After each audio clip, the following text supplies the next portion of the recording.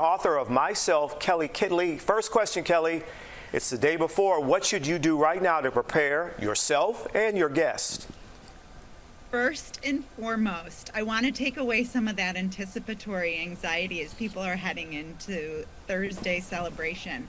Self-care and setting boundaries is the #1 tip to heading into Thanksgiving dinner. Now, we want to make sure, I know there are some people who are probably heading out to the bars tonight. Don't try not to show up for Thanksgiving dinner super hungover. We want to make sure that we are showing up as our best self.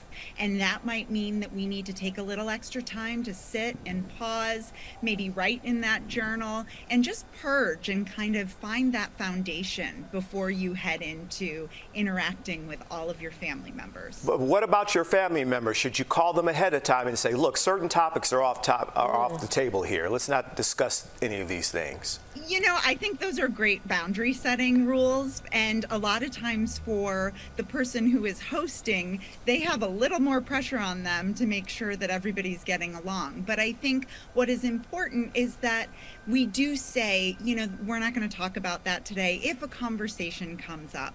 Or certainly, you know, there are family members or friends who will push the time limit. Hey, I was thinking of stopping by early. If you're the host, say this is what time everybody's coming.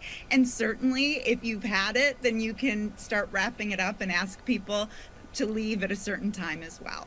Right, good boundaries. So let's say maybe you don't have the opportunity, or you just don't call your family ahead of time and sort of set those boundaries and ground rules. If politics get brought up and it gets a little heated, what can you do as like a rapid response to hopefully, you know, keep everybody calm and preserve your family time? Sure. So something that I like to suggest is that we shift the conversation. If there is somebody who's being provocative and wants to start a conversation about politics, you could say, hey, can I get you another plate of turkey? Or you can say, oh my gosh, that sweater looks great on you.